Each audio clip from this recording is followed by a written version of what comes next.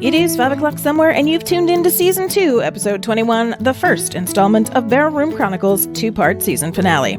For those of you who'd like to watch this episode, I highly recommend it. We're live in Belfast, Northern Ireland. You can view Season 2 on our website, YouTube, Spotify, Zencaster, and whiskynetwork.net. I'm Carrie Moynihan, and in today's Tales from the Still, I speak with McConnell's Whisky brand manager, Sarah Kennedy, about the ongoing construction of the new McConnell's distillery housed at the Crumlin Road Jail in Belfast. I first visited the distillery site on my trip to Ireland in autumn 2022. You will hear dates of when they hope to open, but unfortunately, the reconstruction of the centuries-old jail had surprises along the way that delayed the completion of construction. Coming up, Sarah Kennedy will tell us about the revival of the McConnell's Whisky name and the story behind it. Stay with us.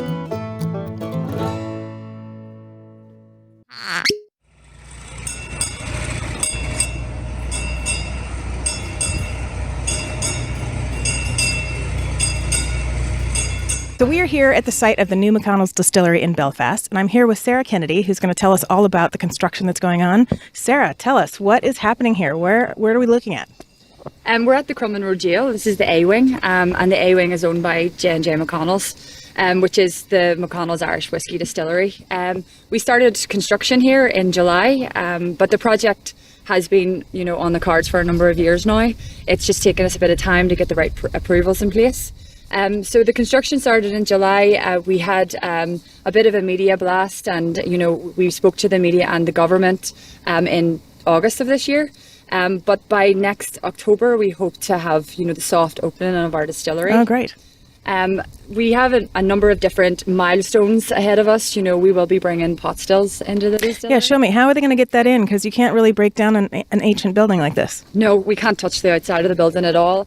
All of the construction actually has to be done from within. Okay. So it's more of a destruction rather than a construction. So the walls have to come out, but also if you look to the top of the roof over there, there is windows in the roof. So we'll have to remove those windows and we'll put the pot stills in through the roof. So do you think you'll be able to put them in as a solid piece, or do you have to put them in as like two pieces and then put them together? Well, most likely we'll just get a crane to drop them in. We won't be taking them apart, we'll just be dropping them in. So it'll be a fun day of us in the middle of Belfast City. You've seen it since you drove up to the jail that it is a built-up area. Yeah. It's a residential area. So it will be fun to see these three pot stills go into the roof of the Crumlin Road Jail. It's very cool. So what are the other wings used for? Okay, so there's 4 wings to the jail. There's the A, B, C and D wing. The A wing here is one of the bigger wings. The other 3 wings are owned by the Department of Infrastructure. So the C wing actually is used at the minute for a visitor centre and tourist attraction, but it's mainly to tell the history of the jail. So we're still going to maintain the history of the jail, and people are still going to be able to come and listen to the stories of people who were housed from the famine right up until the Troubles in Belfast. But the other 2 wings are completely derelict. They haven't been touched since they closed in 1996. So do you think there would be a possibility of you guys expanding into one of the other wings once you're up and running and need more space?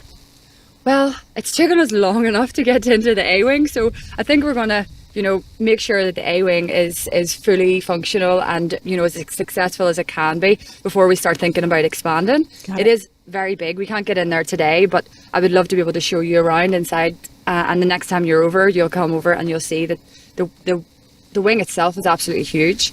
We have 3 floors, and we'll have 3 pot stills. We'll also have a visitor centre, a tourist attraction where you can come in and you can blend your own whiskey. We'll have a cocktail lounge. We'll also have a big boardroom which can be used as a function room. And then we'll also have our offices here, so all of our staff will be at the Crumlin Road Jail. That's great. So if anyone comes to try our whiskey or learn more about the whiskey, they'll have a full immersive experience of the jail. Don't touch that device. We'll be right back. Tua, from the Old Irish for family or nation, is a conical-shaped nosing and tasting glass for whiskey that functions superbly by concentrating and capturing all the aromas and flavours that make Irish whiskey unique. The generosity of Irish spirit is reflected in the enhanced capacity of this beautiful unleaded crystal glass, delivering a more generous drinking experience. With the rebirth of Irish whisky production, the development of new world-class distilleries and visitor centres, and the development of the Irish Whisky Tourism Trail, it's time for a contemporary glass to become the iconic symbol unifying Irish whiskey drinkers around the world. Tua, the Irish whiskey glass.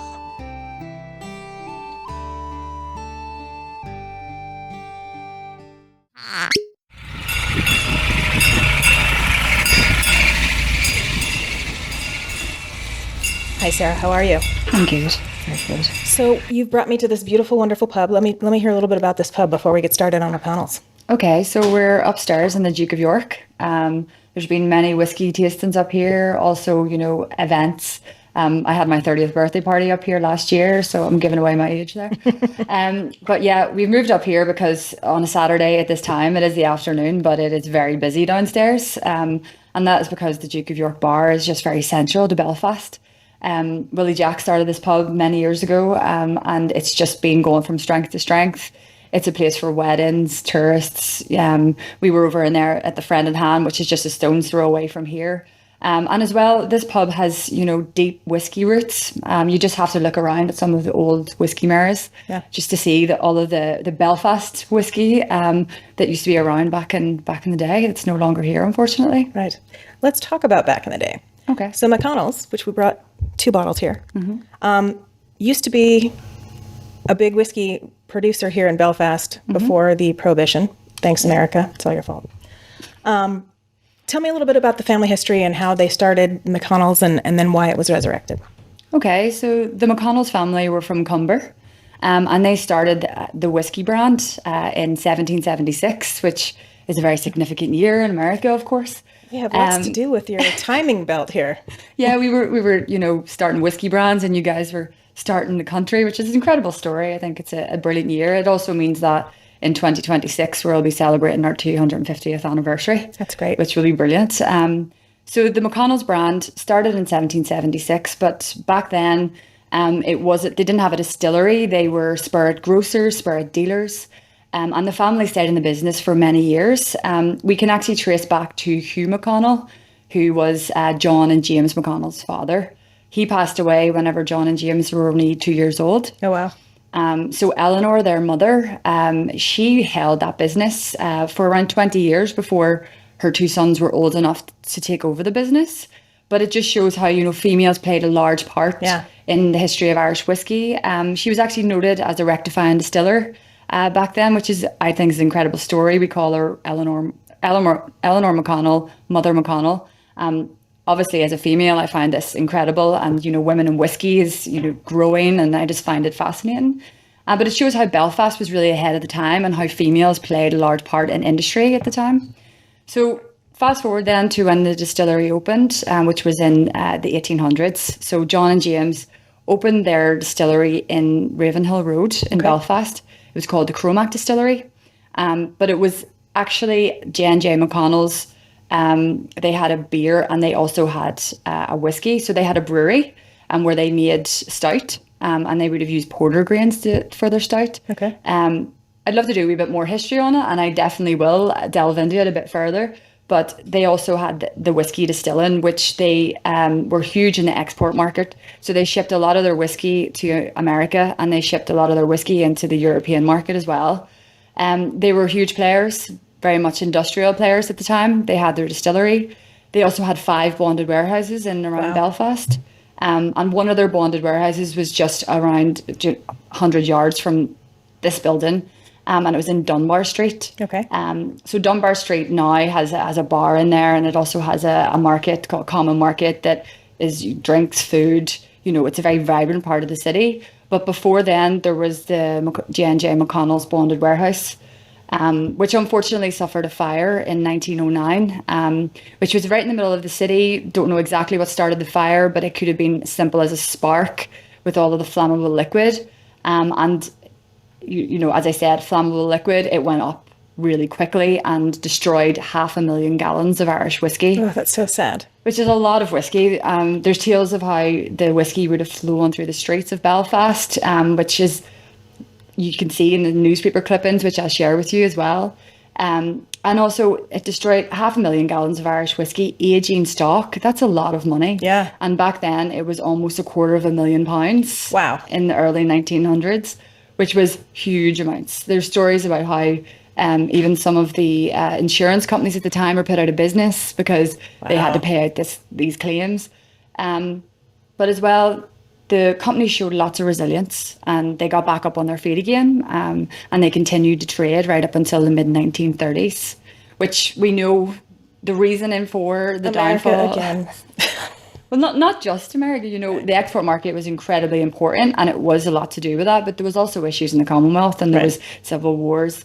There was also the fact that the Kofi still and the continuous still, and if you look at some of the old McConnell's marketing, they marketed very heavily that they used pot stills only, which is back then and even now a less efficient way of making Irish whiskey. But the continuous still in Scotland was really adopted, and it meant that Scotland could start making more, especially in their their grain whiskey component, and it just meant that it affected the Irish whiskey market as a whole, which meant then it had a knock-on effect on many of the distilleries in Ireland. And we all know the story that, there was a complete demise of Irish whiskey, and we ended up with only 2 distilleries on the island of Ireland.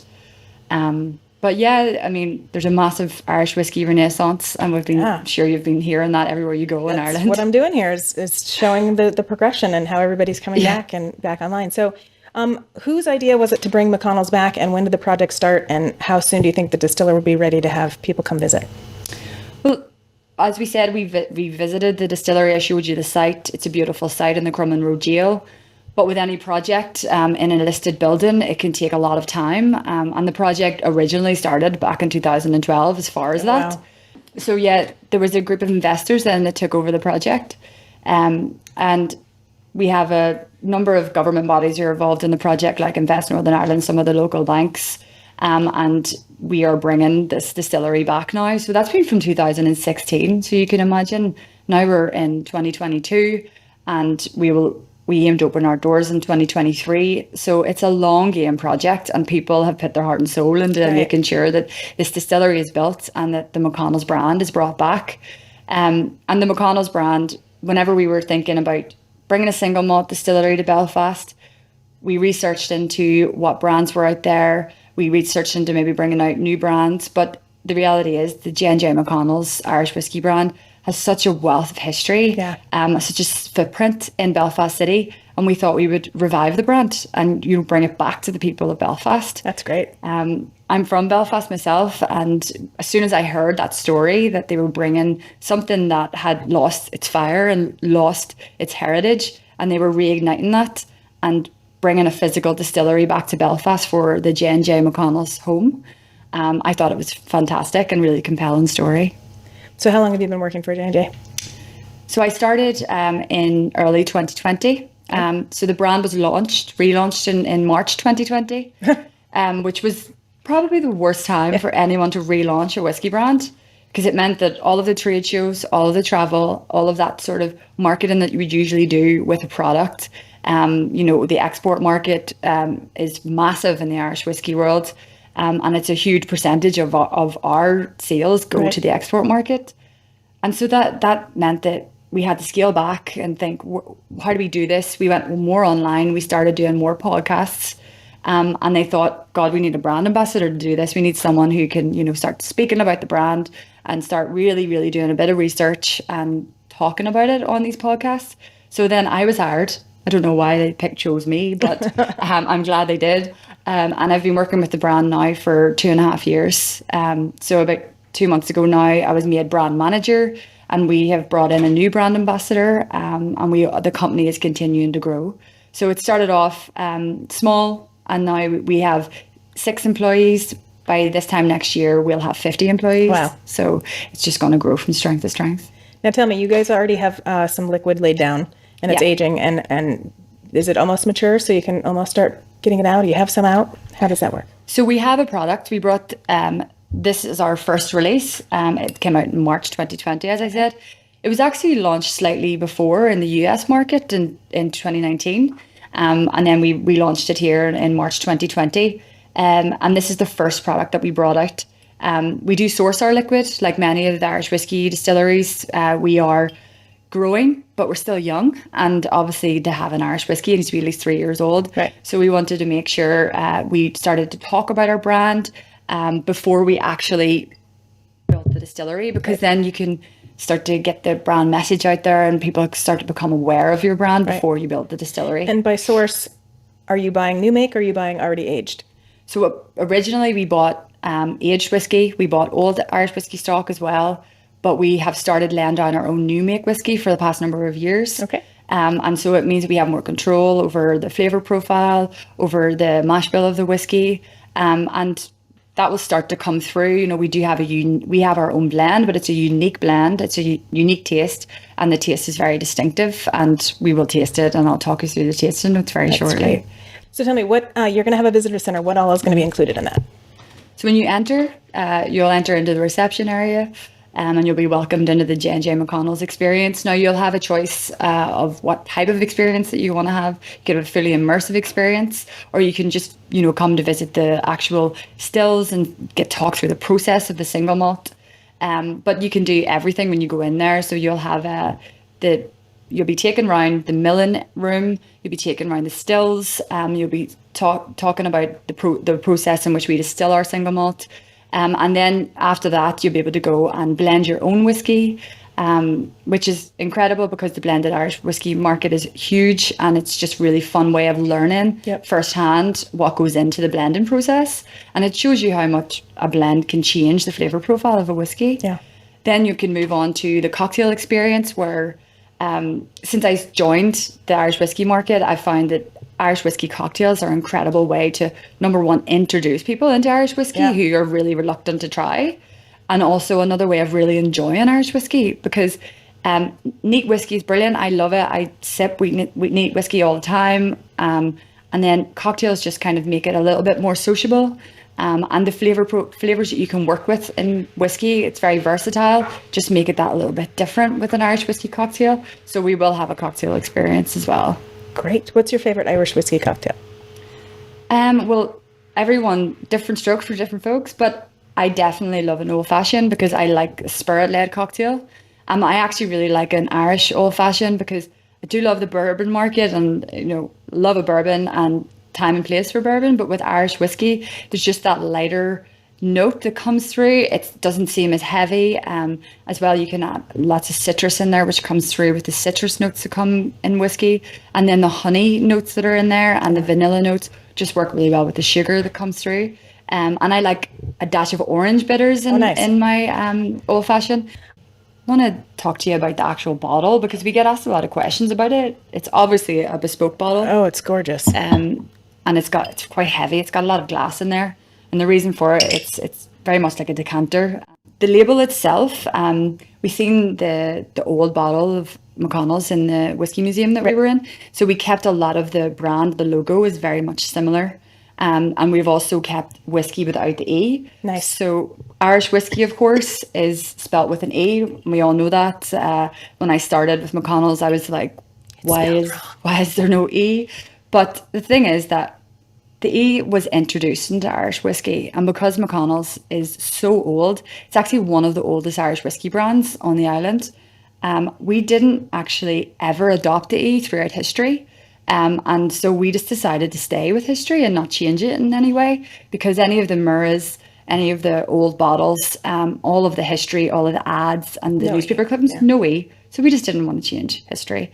So that we've kept a lot of this the same, but if you see down here where it says the revival, the Harp of Earn, and what about the E, down the bottom it says what about the E? It says what about the E great. to tell the story, because people ask all the time. It used to be doctors that recommended McConnell's. Right. So you're talking medical doctor actually recommending a whiskey is such an old Irish tradition.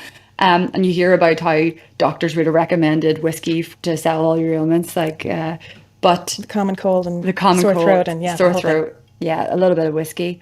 But obviously we couldn't do that in modern day. And we also shaped our bottle like a pill capsule. So nice. As a bit of a nod. Homage, yeah. Yeah. And then the bottom of the bottle as well is, if you go into any of the old Irish pubs, into the little snugs or booths, they had opaque glass for privacy. So this is what the opaque glass looks like. And you'll probably notice this more now I've told you. And this is the bottom of the bottle. A lot of people think it looks like a whiskey glass. Yeah. And then the badge as well, which is the Belfast badge is my favorite. It's fab. I love that part of the bottle as well. But this is a nod to the docks and the Belfast docks. And I didn't really mention it, but if you want to see on the bottle, there's the Harp of Erin behind the strings of harp, which is a really intricate cork that we have. It's full natural cork that we use and for the decanter style. And at the top, there's this little sort of knobbly bit that is like a hand-blown bottle of whiskey that would have been back in history. Let's talk about the diversity of what you can do with these whiskeys, because as blends, I mean, you can do a lot with these. So tell me, what kind of things do you recommend for these? Well, I think I talked to you about how Irish whiskey makes an incredible cocktail because it's really versatile. It's got loads of flavours on it. But it also is great for helping new demographics. The Irish whiskey industry is changing. Mm-hmm. The consumer is changing. For sure. And a lot of people do say, even still, when I say, do you drink Irish whiskey? And they say, no, but my father did or my grandfather did. That is changing. There's more females coming into the Irish whiskey world. There's more female consumers coming into the Irish whiskey world. Younger demographic as well. And that is a lot to do with the mixology world changing and how they introduce people into Irish whiskey. So you've got really influential style bars across the world, like, the Dead Rabbit, or bars here, like the Merchant Hotel, or you've got other bars. I don't want to name, there's other bars out there, guys, but I'm just saying bars that really focus on the Irish whiskey cocktail. And that is helping people be introduced to Irish whiskey.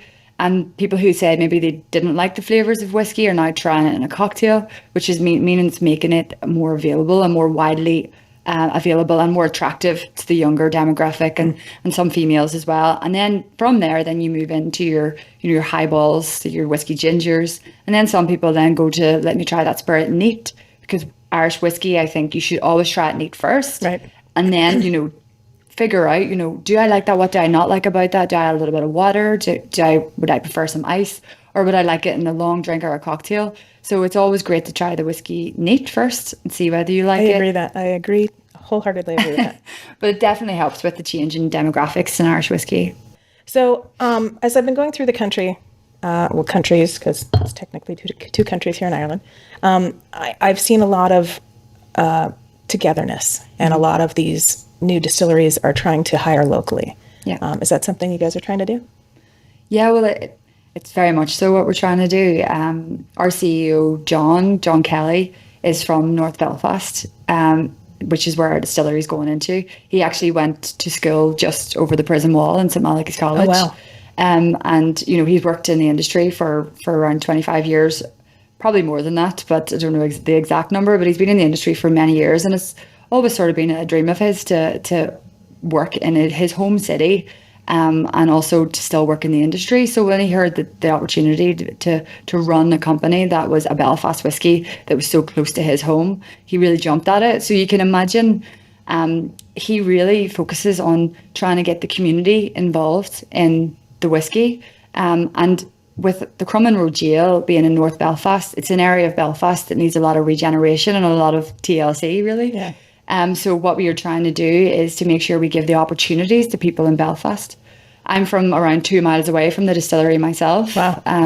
Then our new brand ambassador, Croher, is from less than 2 miles, probably 800 metres away from the distillery. And then we have more of our staff, like Joanne, she works in supply, and she's from really, really close to the distillery. And then we have Patrick, he's from Fermanagh, it's not too far away. And Desi, our commercial managers, he's from the Middle Ulster Dairy direction. So it's very much local, and we want to just support people locally. And whenever we were opening our distillery, a lot of the distilleries would be in Dublin, Cork, Galway, but Belfast was once the biggest producer of Irish whiskey in the world. So we really need to start, bringing that heritage back to the city. And that's what our aim is. What's your personal whiskey journey? Like, what got you into the whiskey industry? How did you decide that whiskey was where it was at, and this is what you want to do, and this is what you were passionate about talking about? Of course. So obviously grew up in Belfast City. I went to school here. I went to university very close to here, never really left. And I worked in hospitality for around 5 years as a student. And then also after I graduated, before I, entered the world of work and left hospitality and wasn't doing part-time jobs anymore, And my love for Irish whiskey started to grow at an earlier age because my father did drink Irish whiskey. He also drank Scotch whiskey because there wasn't as much Irish available at the time. But he loved his whiskey. He loved it with 2 ice cubes. And, over time, I tried it sometimes. The first time I tried it, I thought, oh my God, that tastes like fire. Like, that is too much for me, of course, because my palate was so young at the stage.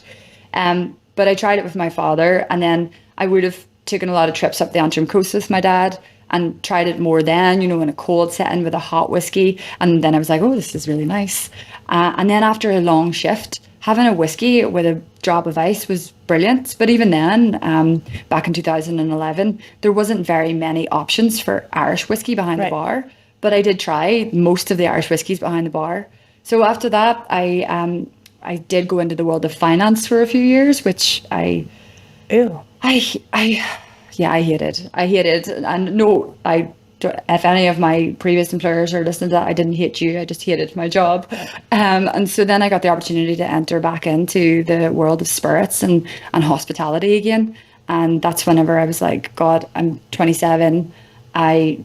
If I don't do it now, I will never do it. So when I got the opportunity, I took it and I haven't looked back. I absolutely love my job and I love talking about Irish spirits. That's great. So what's your favorite style of whiskey if you had to choose one, like Irish, American, Scottish, Japanese?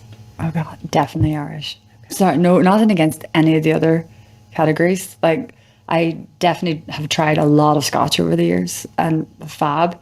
But I just think the Irish whiskey category is so innovative at the minute.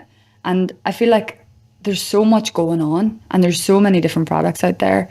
And there's all these different, casks that are being used, different woods that are being used, which is very unique to Irish whiskey. And the pot still category is also unique to Irish whiskey. There's just so much going on that I just find it fascinating. And it's not all down to flavour profile. It's down to like emotion and attachment and storytelling and heritage. So I just find the Irish whiskey category fascinating. Speaking of pot still, are you guys going to have any pot still varieties coming out?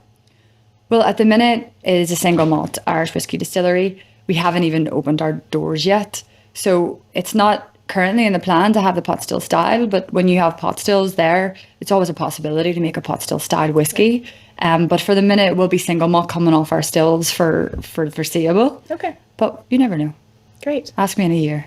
All right. Well, Sarah, thank you so much for being on the show today. It was nice. Wonderful getting to know all about the stuff here in Belfast and taking us to this bar and everywhere that we've gone. It's been fantastic. And when you come to LA, let me know. We'll have a right party for you. Yeah. See some friendly faces. Yeah. All right. Thank you so much. Thank you very much too. The McConnell's story intrigued me so much that I went back to Belfast in the spring to watch the copper pot stills being lowered through the roof.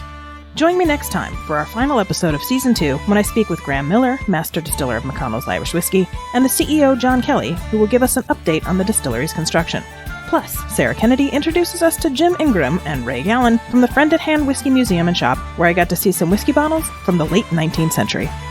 To learn more about McConnell's Irish Whiskey, check out today's show notes on our website.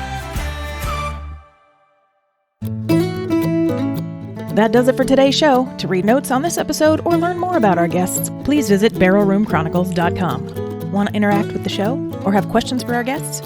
Then ask them on our socials or send us an email through our website. Or better yet, leave us a voicemail on our website and your recording might be played in our new Speakeasy segment. If you like what you heard, please rate and subscribe to the podcast.